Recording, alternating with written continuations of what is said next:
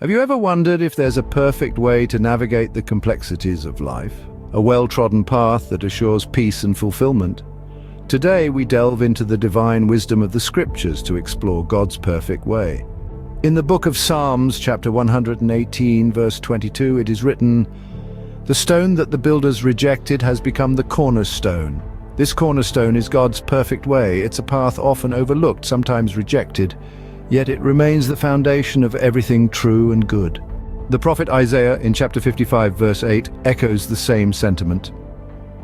"For my thoughts are not your thoughts, neither are your ways my ways, declares the Lord." This reflects the profound truth that God's perfect way often contradicts human understanding. It's a path less traveled, a path that requires faith and surrender.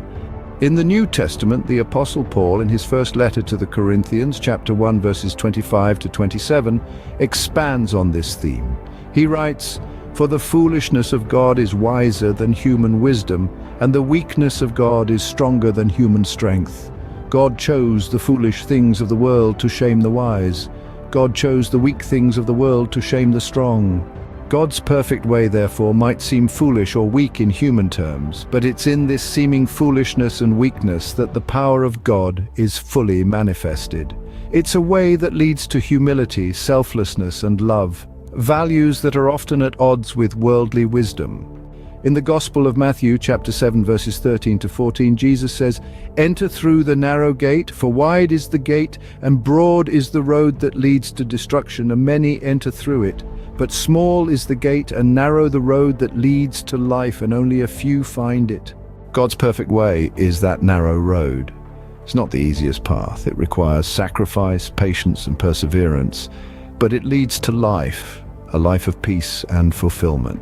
So, in summary, God's perfect way is a path often overlooked by the world. It contradicts human understanding, seeming foolish and weak. Yet it's in this seeming foolishness and weakness that the power of God is manifested.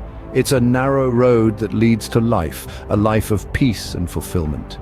In the words of the psalmist, "Your word is a lamp for my feet, a light on my path."